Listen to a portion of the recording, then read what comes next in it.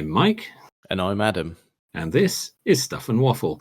Two friends talking about stuff, and often as not, waffling with frequent reference to Bond cars. I have genuine car news. Well, ish. You've almost got me excited there. Careful. Yep, yeah. Is it there? I'll caveat it with the ish. Okay. Because I honestly can't, because we did 2 episodes in one recording session, so that it would account for my week of disappearance and your absence at our regular time. That's it, and not deprive the poor listener. We've never missed one yet. We have not. We've soldiered on through. Yeah. So, what I've done is I'll send you a visual aid, but where we were talking an episode or 2 ago about me and my driveway. We were. And I honestly can't remember where we left it. It was being attended to, I seem. Yeah, booked in was the gist of it. Yeah. I think is where we'd left it, and the nice gentleman had been around to discuss options, and we decided on what to do. And he basically said, "Look, I'll be with you beginning of September." Okay. As it turned out, he was with us the 29th of July. Oh, that's quite a lot quicker. Yeah. A cancellation has occurred. Okay. So there you go. So he bumped you up, as it were. He did. There you go. Let's have a look here. Oh, that's much more like it, isn't it? Mm-hmm. Yes, that's. Oh, yes. Yes. Oh, that's a usable space now. Yes. So there we go. That's done. That's gone from booked in to finished. That is very much done, isn't it? Yes, that's excellent work there. Yeah. Very good. I reckon you'd get more than those 2 on there. Yeah, you could. Yeah. There's you could squeeze a couple on. Well, you could have 1 down by the garage and then 3 tightly packed in front, I think. Yeah, I'm sure you will. There's something to aim for, isn't it? Oh, definitely. You got the room now. You got to buy the cars. Yeah, that's it. That's how it works. So I can finally park my own car on the driveway without any scraping. Oh, that's lovely. I think I did enough scraping on that driveway for all of us, to be honest. I think we've all had a go at it. We've all had a crank at that, yes. Mm-hmm. But all is well now. That's very nice. That's very nice. Yes, awfully pleased. So you can see it's a hint of car news, but it's very, very good for me personally. So. Oh, yeah, it's sort of, we'll call it driveway corner. We will. Yes. Yeah. It's a new feature. It is, but it's I've got an arena of safety for the vehicle now, so I am happy. Yeah, that's nice, isn't it? Yeah, I'm assuming there's not going to be a fence and a gate because that's just going to be annoying. So. Yeah, that will be annoying. It's what I've done is taken a photo from an angle that shows that the cars fit without any issue. But I should have actually taken a photo from the other angle because rather than just making it a sea of tarmac, there's like new flower beds and stuff, so it actually looks a bit more homely as well. I do get a little hint of that in the corner there, a little splash of colour. Yes. Oh, very nice indeed. Yes. Yeah. So pleased with that. There's one bit that you appreciate, well, laugh at because it annoyed the piss out of me. So they turned up the Monday to start that, and I said to them, I said, look, running down the left-hand side of the driveway, I said they put a fibre cable in, and I said I think it's quite shallow. Okay. So he's like, oh, that's fine. I said, look, I'll tell you what, I'll come out and give you a hand with that because I'll be nuts. You don't want that getting snagged. No, so we gently started having a look and went, oh, when they said shallow, they weren't fucking joking, weren't they? Like, you merely move a couple of blades of grass and it's poking out. Okay, as in just sort of lying on the surface, really. Ever so draped, ever so slight. Just peel back the edge of the turf and just tuck it in slightly. And just there it is. Mm. Okay, so yeah. more sort of on the surface than near the surface. Yeah. So that was a bit of fun. I thought you'd appreciate that. But yeah, whoever fitted that, but I think the general gist is they just wing it and go, you know what, we'll do a quick job, and if we have to come out and repair it, so be it. So be it, because 9 times out of 10 they won't have to, and they get away with it. Yeah. Yeah, so that is that buried a bit deeper now then? Yeah, funnily enough. Yeah. And what we thought we'd do is go, well, you know what, let's do it so that we can actually, use the flower bed to hide it. So if it needs to be accessed, it's a lot easier. Yeah, don't be under the tarmac. No, we thought we'd be sensible, bury it at a sensible depth as well. Like, very good. Stupid men doing that one. Yeah, it's sloppy. Yes, it is. That's a lovely bit of driveway you've got there. I approve of that. Yes. The only other bit that was just a minor inconvenience was I had last week off when they did this, and I'd planned to have the Monday, Tuesday, and Wednesday to just have a little catch up. Get some stuff on the go. No. They were banging down the door at 7:30 to get started, weren't they? Oh, of course they were. Yeah, of course they were. You are, Gov. Yeah, it was a bit of that. So that was no recuperation, and then off camping. Yeah. Well, you're not going to get your best sleep, are you? Not there. So we departed the Thursday, went to Rob's, all convened there so that we could leave early Friday. So what we thought was really good, we went and did our beer run Thursday night. Got caught in the thunderstorm, so that was brilliant. Absolutely, it was proper storm there. There wasn't really much down here, as I've been told. Not then, no. They're a little bit, but not a lot. Yeah, we got proper caught in a torrential one. And then nice. Got the beers, and then thought, you know what, what a good idea. Let's all have a curry. Oh, textbook thinking there. Yeah. Yeah, absolutely brilliant. Yeah, let's do that before camping. Genius. Yeah. Oh dear, it was bad enough the journey there. I was passenger on the way there, and I was honestly, Rob's arse was something, I don't know, alien. Let's be honest. You don't need that, do you? Really? No. I travelled most of the way to Silverstone in a sort of Ace Ventura style with the head out of the window. Nice. Well, you got to do what you got to do, haven't you? Really? Yeah. Not suffocate. Yeah. Oh, that's lovely. Yeah, it was first class. Yeah.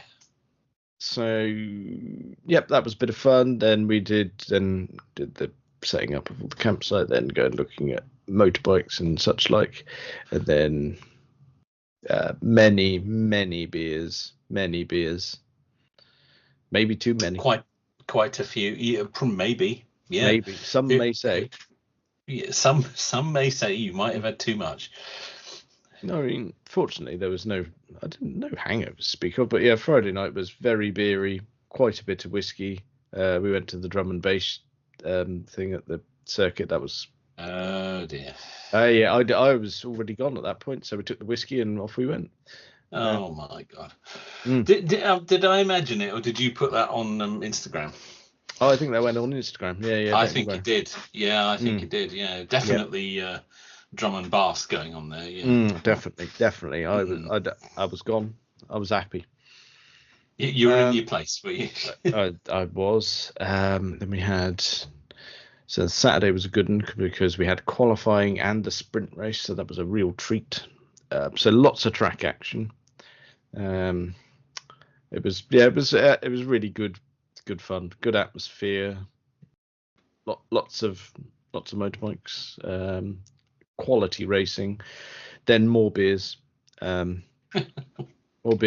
bottles of wine, lots of whiskey and Coke. God. It was a big one. Hardcore. Yeah. And I was so out of it that I didn't even get up for a piss in the night, which was nice. That's a rare thing. Especially with beer consumption. Yeah. So, you're dealing with volume there. So Yeah, I mean, Oh, nice work. I could have slept for several hours longer, but I was sharing a tent with Ben, and I don't know. He's like some sort of autopilot. Up he gets at like 5:30, 6. Like, no. Oh my word! It's No. like, no. I've only been asleep for some hours. When I say some, 3 or 4. Please. Yeah, that's not enough. What you need to do is stop making. Just honestly, it sounded like he was moving house next to me. Reorganizing furniture in the tent. How is that possible? Shut the fuck up. He's like, oh, I'm awake. I'm going for a shower. I don't give a fuck. No. What you need to do is shut up. I don't care what you're doing. Mm. Just do it somewhere else. Oh, do you want me to bring you a coffee back? Like, no, I want you to leave me alone. Yeah, just go away. Yeah. There was one point the night before I did have to get up for a little wee in the night. I say in the night, it was the daylight was with us about 5:30, I think. And I got up. Yeah, that's about the right timing. Yeah. Went for a quick piss in the hedge. Couldn't be asked to walk to the toilet block, and I'm pissing in the hedge, and someone said morning to me, and I looked over and was like, the fuck is talking to me at this hour? And that was it. So I had a piss and then walked back and went, oh, it was my uncle. You'd have thought I knew who that was. You would have thought, although at that time of the morning it's anyone's guess, really. Yeah, no, didn't. I mean, what's he doing up anyway? That's the big question. Yeah, that is a bit strange. Yeah. Yeah, so that was good. And then we had a very sensible Sunday. Big race day, that is. So and driving was required at the end of it. Yes, of course. Yes, yeah, the return. Yes. The return journey. So I rained it in, no booze. I'm sure there was plenty coursing around anyway, so that's fine. You probably didn't need the top up. No, it was not required. So yeah, that was nice. So an excellent day's racing. 3 really good races. If you say so. They were very good. A British winner in the last one, so perfect. What a way to round it off. Yeah, very nice. Ideal. Very nice. So I think the bit you'll be interested in. Yeah, going to and from Silverstone. Yes. So what we did is I travelled up with Dad. Rob wanted to bring his 944 back. So what we said is, we'll come and get you, then we'll drive up to yours. That way, on the return journey, you can drive home in your 944. That would seem to make sense. That would. What that does mean is I can't take my car. Because 3 grown men are not fitting in my car. It's not made for that. No, it's not made for that. No, it's not. It's practical, but it's not that. No. So it was time to roll in the Dacia. Okay. Right. You know a bit more about it now, then. Yes, I know what colour it is, and I've driven it. Oh, blimey! Right. Okay, we've got a capsule review coming up here, then. Yeah, a little review of a vehicle that's I don't know. It's one of those ones where I probably wouldn't have gone out of my way to drive it, but having driven it, you know what? It's that lovely charm of just basic motoring. It's just a car, nothing else. But it's surprisingly roomy. Yeah. It's not uncomfortable. I mean, it put all of our stuff in without any hassle. Yeah. Well, you'd expect that. Yeah, that was fine. And it's I was staggered of just how well it did car. Yeah. And it I honestly can't fault it in the slightest. I think he chose incredibly well. He's got the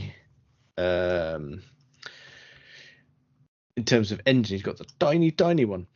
Okay. Well, that's sort of fitting, isn't it? The 900cc turbo. Okay. and surprisingly pokey.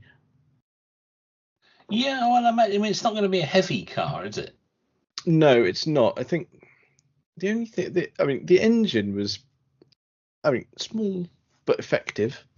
The only thing that I would say about it is the 5-speed manual is not the right thing for it.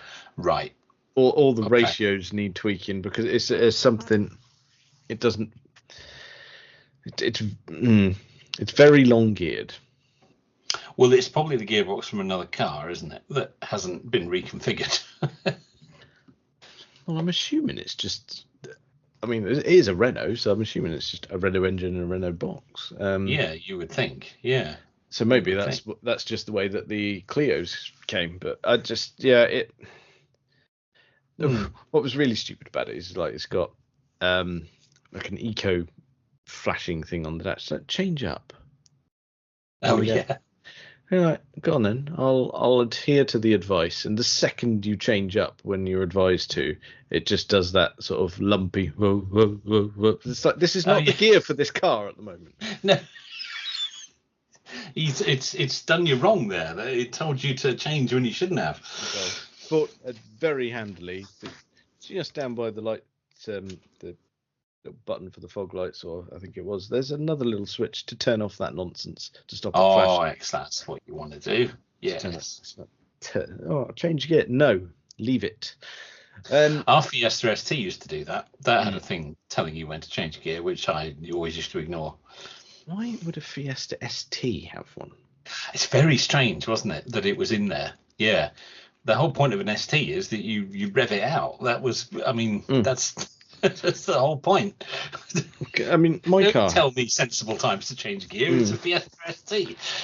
My car will tell me, but depending on which mode you're in, it'll stop telling you. So okay. That's quite sensible. I don't mind that. If you're trying to have a frugal drive, it will tell you. Whereas if you go full on sport, it does. Yeah, that bit doesn't light up. It stops up. Yeah. Yes. Which that makes sense. Yes. But yeah, mine doesn't tell you either. Well, no. It just knows. It just gets on with it. Oh dear. But yeah, I tell you what. For absolute pence in terms of buying cost. Yeah. What's he got? It's 2016 with barely any miles on it. Okay. I was most impressed. There's a lot of value there, isn't there? A lot of value for money. Yeah. Yeah. Please tell me it's on steel wheels. No, it's not. It's on it should be. It should be. Yeah, it should be. It's because he's not complete base spec. It's okay. It's in UN white, obviously. Excellent. I was hoping it was white. Yeah, that's the correct color for it. Yes. But in terms of equipment, we're pushing the boat out. We got aircon. We got Bluetooth. Wow. We got eco start stop. All in there. All in there for pence. Yeah. I mean, you can't knock it, can you? It's incredible value. It really is. And it didn't feel like it was going to fall to bits. No. So. Oh, that's really good. And he's probably very pleased with that, I should imagine. Yeah, he's happy with it. Yeah, like he's already done. He came around the other day before we departed. He was around that week. The first time I saw it since we recorded last, and he'd already been to Wix and filled it up with all of the things for building stuff. Perfect. So yeah, it's earned its keep. So yeah, lovely. Yeah, he's very happy. So, you can't knock it. You really can't. No. I don't know if I'm rushing out to buy one by any stretch, but I tell you what, I was more impressed than I thought I would be. Yeah. No, I don't think it's something that you or I would have, but we do respect it. I think that's fair to say. That's it. I mean, and if I need to lug a load of stuff about, I could pinch it for something. You probably could. Yeah. It's If more you had appealing. need of an estate car, yeah. It's more appealing than pinching his smart car, for instance. Yeah, well, that's not really a tip run sort of vehicle, is it? No. Let's I did. be And I honest. was very. Don't get me wrong. I'm very grateful that he lent it to me when I needed to go somewhere and was without vehicle. I'm incredibly grateful, but not for me, that one. No, I don't think so. No. No. Oh, very good. Very good. I'm So very pleased to hear that. Very pleased to hear that. Yeah. So we've had driveways, we've had motorbikes, we've had Indian-based cuisine farts. We've had Dacias. So what updates have you got for us from Carland? Oh, from our Carland. Well, what do we got then? So I resurrected the Fiesta at the weekend because that's going to go back into use shortly. Okay. So that had a completely flat battery, so to be expected. It's to be expected. Had to do the usual with that. Use the emergency key to prise the door open, and then get the battery out and charge that bad boy up. So that's going to be going back into service shortly. I even washed it. The car, not the battery, obviously. That would be spick and span. To be, a bit weird. But so that's all good. The big thing that I spent quite a lot of time on this weekend was dismantling the MX-5. As you do. So I was going to wait to find out what the reason for dismantling. Yeah, well, I fitted the new infotainment. Yes. Yes, which we knew was coming. Well, all the bits and bobs arrived.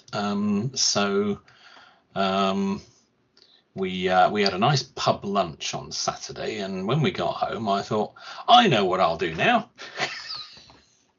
After a pub lunch. Yeah. So off I went with my socket set, and 4.5 hours later, new infotainment. 4.5 hours. As many as that? Yeah. Took a while. It's good though. You would really hope so. Yes, you would. There was quite a lot to remove. There's been quite a lot of tech in that car in the past, and not all of it has been completely removed. So there was a lot of redundant things to take out. Such as? Well, at some point in the past, it's had a dash cam because the power unit for it was still wired in behind the dashboard. It's still powered. So all they've done is cut the cable that went to the camera. The rest of all the gubbins for it was still in there. Knobbits. So I dug all that out. Just dismantling the dashboard and take the glove box off and the center console out and the fascia had to come out and because I had to replace the fascia because the unit that came in the car and it was, I believe, the only MX-5 that was ever fitted with a touchscreen for this special edition, the Venture Special Edition. But the one they'd managed to find the only non-standard size touchscreen. Nice. And because it was the only model that ever had it, Mazda never made a double DIN fascia for the dashboard. So they'd made a molded fascia that was for this weird size. So not only was I replacing the head unit, I also had to replace the fascia panel. Oh, for goodness sake. I bought an MX-5 fascia panel, which was for an ordinary sized single DIN radio, and then sort of removed the blanking panel and cut some of the plastic frame for it, and then you end up with one that a double DIN unit can go in. So I had to do all that, transplant the air conditioning controls that are on that same piece of plastic, dig out all the redundant cable. There was all kinds of things in there. There was cables going all over the place. They'd wired stuff in. There was a USB extension cable going off in one direction, and there's some various audio cables going off into the glove box, and all of that had to come out.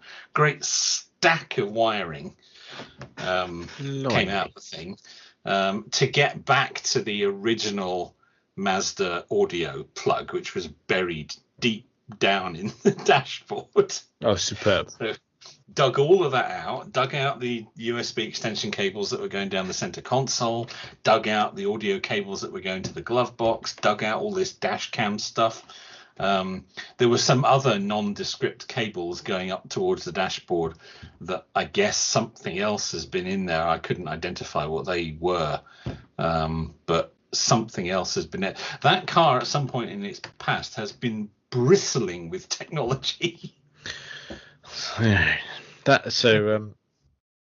only thing they didn't do was replace the crap infotainment that came with it.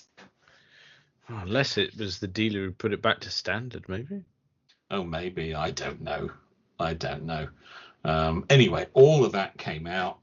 Mounted the new head unit to the new fascia. Figured out, because I had to buy the cabling that came with the head unit couldn't be connected directly to the Mazda's wiring loom. So I had to buy another adapter that would adapt the Mazda wiring loom plug to the head unit via another unit, which makes the steering wheel controls work. Okay. Yep. Because otherwise they wouldn't, because they're presumably wired into the unit it came with, and if you change it, then you need to adapt some of those signals so that the volume controls on the steering wheel and things still work.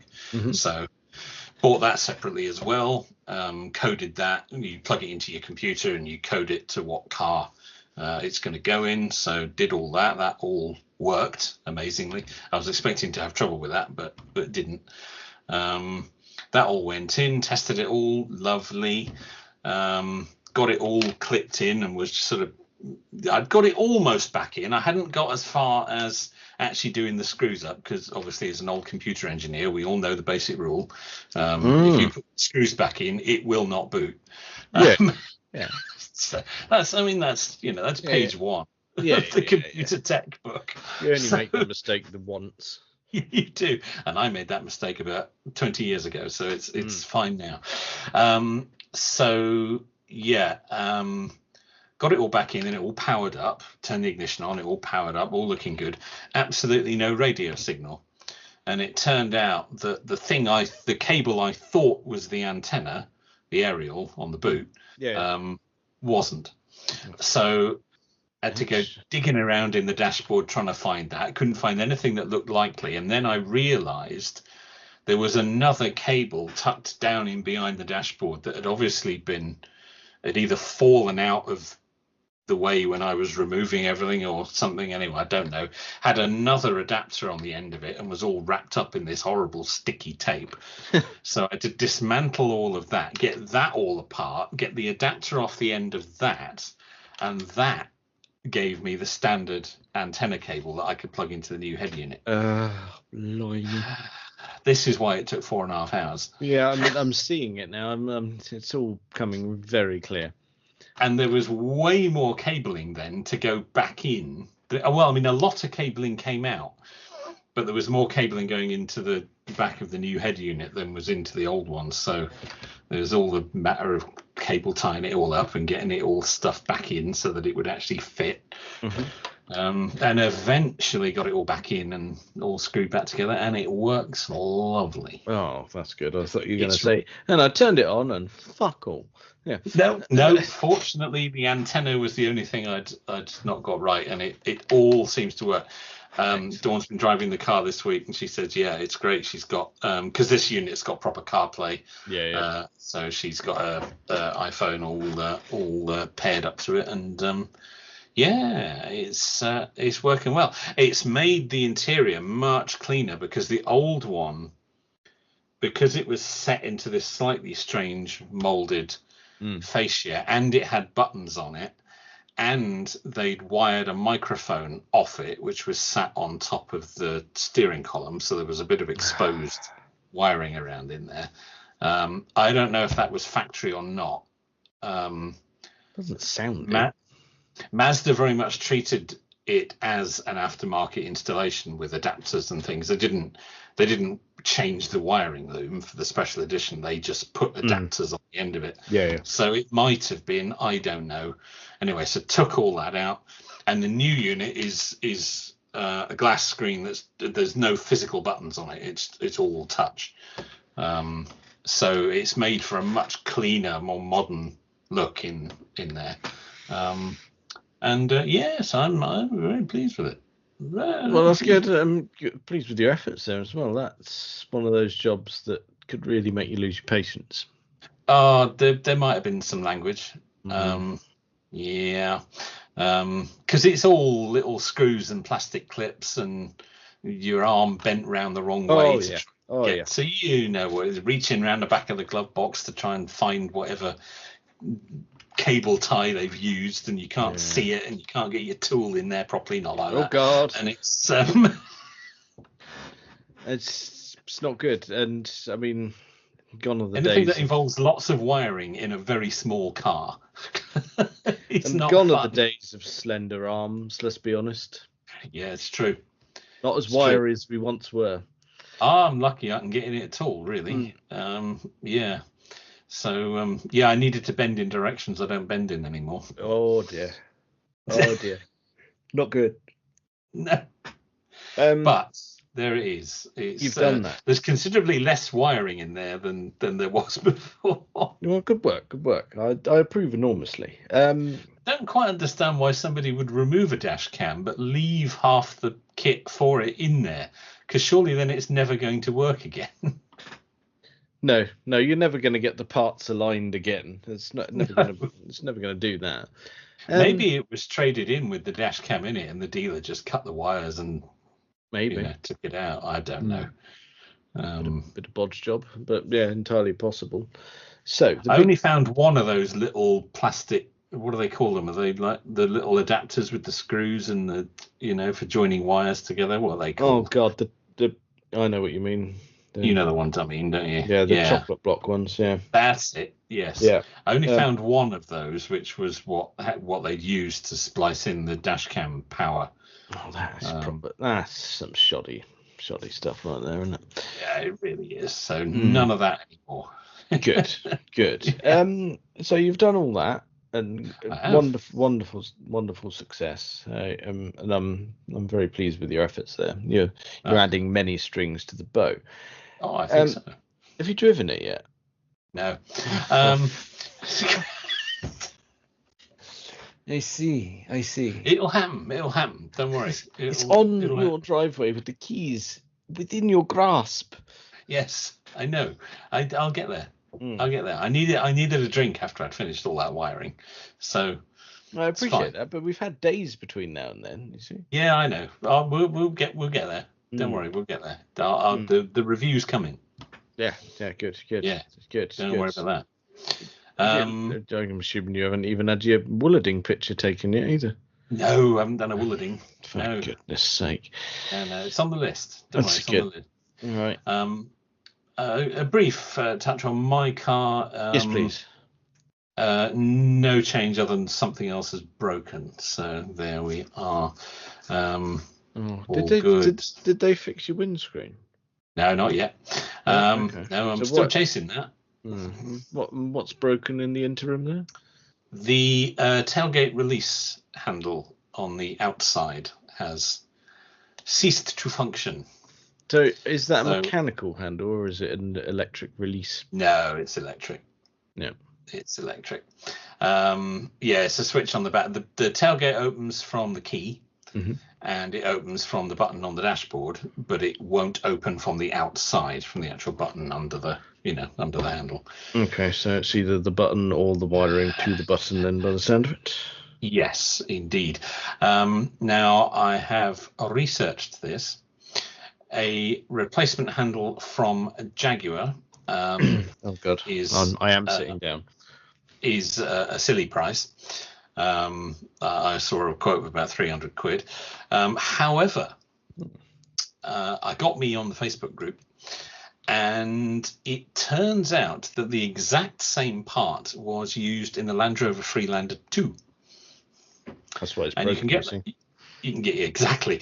You can get those on eBay for 14 quid. So one of those it is. Yes, exactly. It arrived yesterday, so that's this weekend's little project. So it's quite literally just swapping out the switch, is it? I'm going to try that and hope that fixes it. Yeah. Okay. Other people have had the issue. It's obviously not a problem with the actually unlocking it and opening it, because that works from the key or from the dashboard. Yeah. It's only if you try and operate it from the outside, and you can push a button and just nothing happens. So yeah. It's not an uncommon fault on the Sport Brake. And the other people on the Facebook group who've had the problem said, yeah, we just replaced the switch and it's been fine. So I'm going to try that, because I thought for 14 quid, might as well. Yeah. And if that doesn't fix it, I'll probably just carry on opening the boot from the key or the button on the dashboard. Not worry about it. But mind you, it sounds like it's going to deal with it, so that's good. I think so, yeah. So there's a lot to be said these days for a mechanical boot release. Yes, it's true. It's true. It's weird how everything is a button. Everything is a button now. Everything is electric. Yeah, indeed. That was the nice thing about your Volvo. Yeah, big old latch. Big old latch. You pulled that switch and a big bit of metal moved inside. Yes.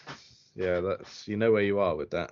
You do. It made a good noise as well. Oh, yeah. It's a noise that instilled confidence. Yes.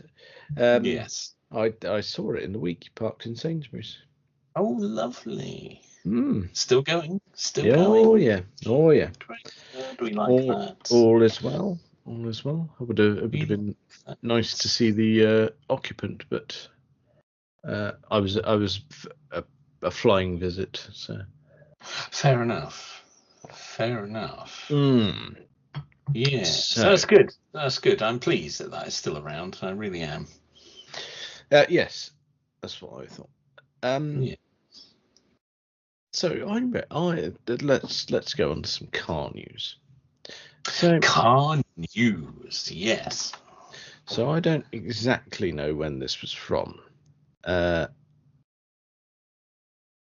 There's talk of some smaller Fords on the horizon. Oh, I haven't heard this. Okay. What's odd is they're sort of small cars, Fiesta-sized cars. If only they'd done something like that before. So the headline reads that electric Ford, and in quotes, Fiesta, game-changing affordable EV due in 2026. It's a new platform developed by an ex-Tesla engineer to put the mainstream models back on the table. This is an article courtesy of Autocar that's kind of slipped under the radar. Yeah, I haven't seen that, but coming from Autocar, that does lend it an air of credibility. Yeah, there's a hint of credibility there, which is nice. And they're saying there's a new platform. It's been developed by this ex-Tesla engineer. Well, he's leading the team basically, and it's sort of the speculation is that it's going to be the sort of natural successors to the Fiesta, Focus, and possibly Puma. So we might yet get an electric Fiesta. Not convinced it's going to have that name, but they're suggesting it's going to be small cars. Although, given their fondness for reusing names, wouldn't be totally surprised. But that's very interesting, because we've sort of assumed that they'd abandoned all that. Well, yeah, they just keep making weird things. Let's be honest. We're not. No one was bowled over by the Capri, weren't they? The direction of travel from them has been very confused over the last few years, hasn't it? We've really not known what Ford is about anymore. It's not been clear at all. Mm. But if they're doing something like this, that does give a bit more purpose again and makes sense. It does. That's good. I mean, That's potentially very good news. Well, we know that there's room for these cars in the market. Yeah, of course there is. As we said at the time, they make an electric Fiesta. It would sell in huge numbers. It would, and it came back to the fact that, let's face it, they could turn more of a profit off of flogging a Puma than they could a Fiesta. Yeah. Which basically means they've got their pricing wrong. So yes, it does. Yes, quite. But it's not that there wasn't a market for it. It's just that there's some poor financial decisions. So that is what it is. But we'll have to see. But like we've said before, there's plenty of market for it. You see how many people want a Renault 5 or have been buying Renault Zoes or Nissan Leafs. Yeah. It's like, yeah, they're everywhere. Absolutely. Everywhere.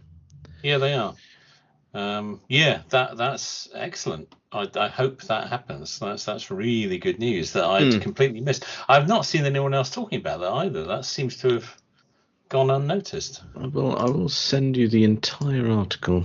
Yeah, do. I'll have a read. Let's see what you think. Did that work? There we go. It's with us. Yeah, I got it. Yeah, there we go. Oh, interesting. Okay, yeah. True autocar style, pop a rendering on there. Oh yeah, nice little made up car there. Yeah. Gets everyone talking and go, oh look, there it is again. No, it's not. No, it's not. Someone's just made that up. Yeah, someone just had a little drawer there. It's fine. I don't mind that. That's not a problem. It actually looks quite good. If that's what it looks like, I'd be quite happy with that. Yeah, unfortunately, it won't.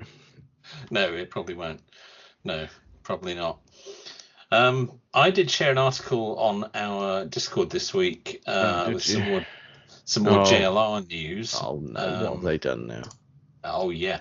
Although it's mainly LR news rather than the J bit.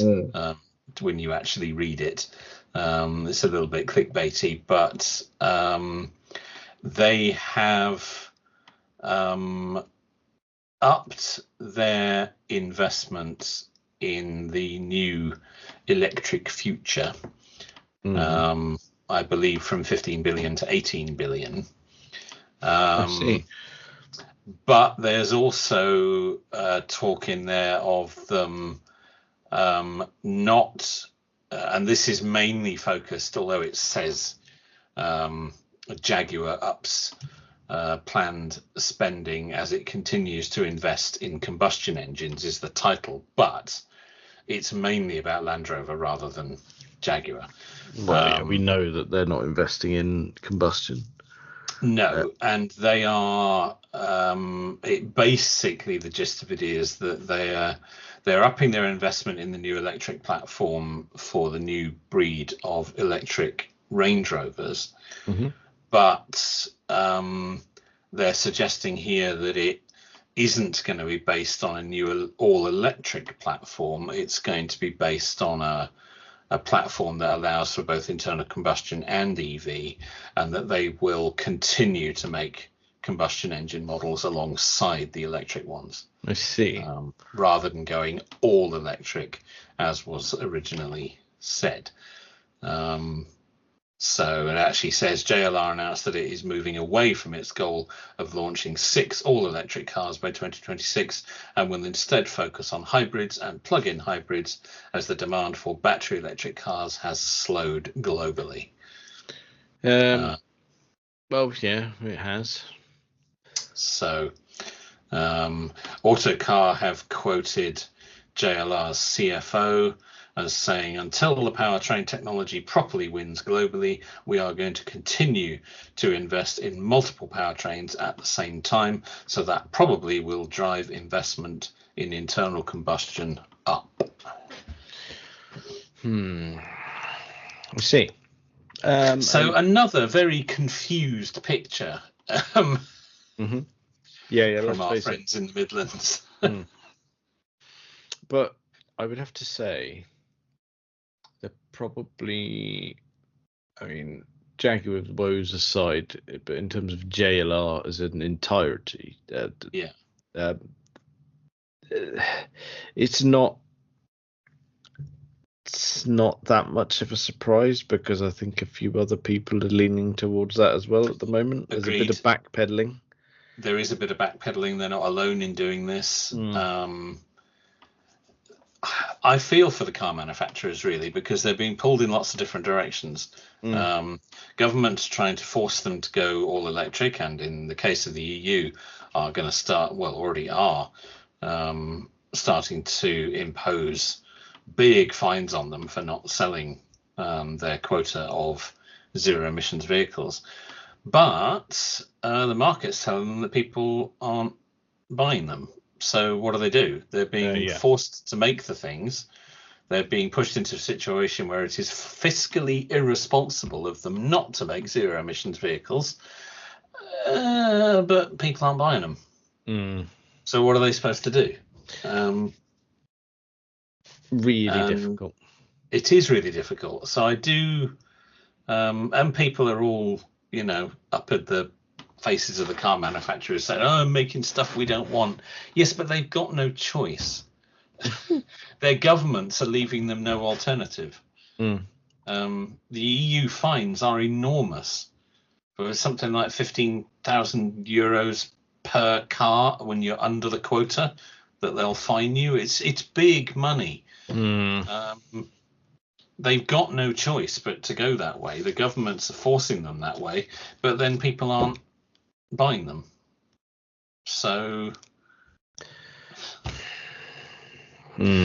what is going to happen, I suspect, at least for a little while, is there's going to be a lot of very cheap pre-registered EVs coming onto the market. Yes. That's definitely going to happen. Yes, that's definitely a thing. I think if you're half interested in an EV and you want to pick up a bargain, I think there's going to be some soon. And then it may cause a slight surge in the market, in that people are thinking, I've been wondering about this whole electric thing, but they've been way too expensive. But actually, there's a few now that, some of the dealers have got some quite good deals. I might give one a try. Oh, yeah. Which will give sort of false hope, if you like, to the manufacturers. Oh, maybe people do want them. And then we'll just get back into the same cycle again. Oh God, yeah. I don't know. It's a mess. It's a mess. The car industry is in this weird state of flux at the moment. Governments are pushing one way. Manufacturers are trying to adhere to the government regs, but also want to keep their customers.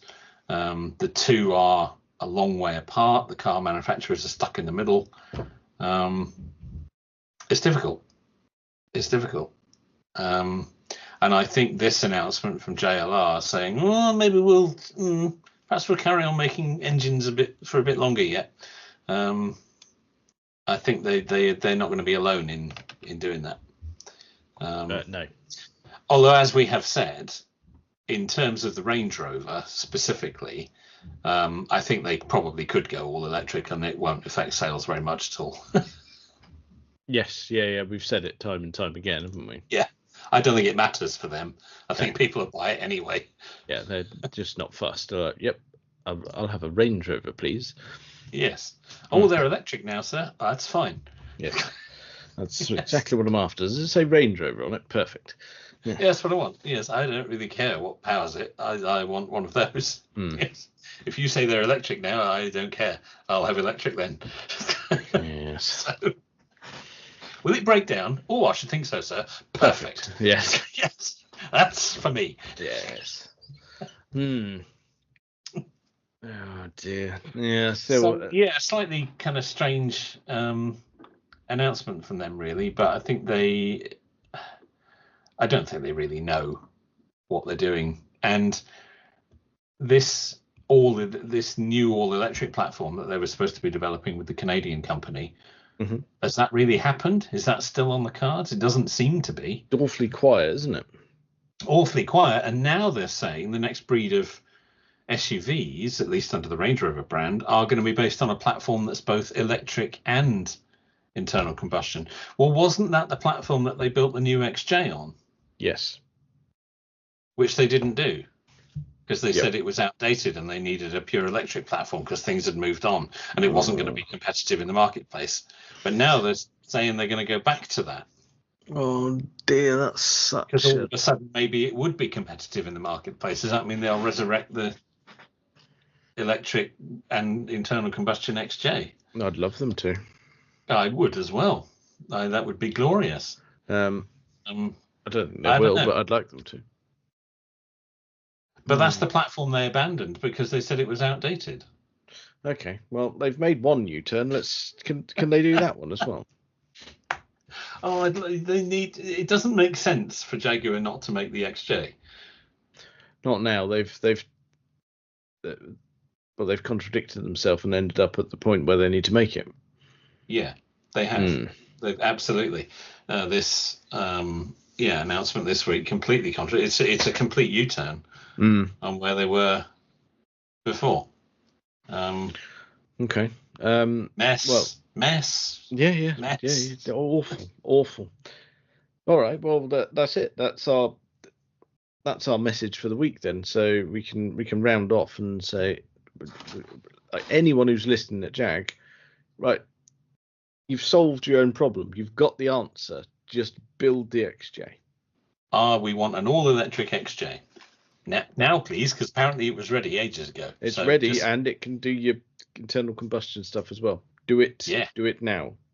And can we still have a V8 one as well, please? Yeah. Supercharged. Thank you. We want an XJR. Do not stop. We want an XJR. Yeah. Full range. Thank you. Well, I think that's probably enough of that for this week. Check us out on all the various social medias and things. Thank you very much for listening.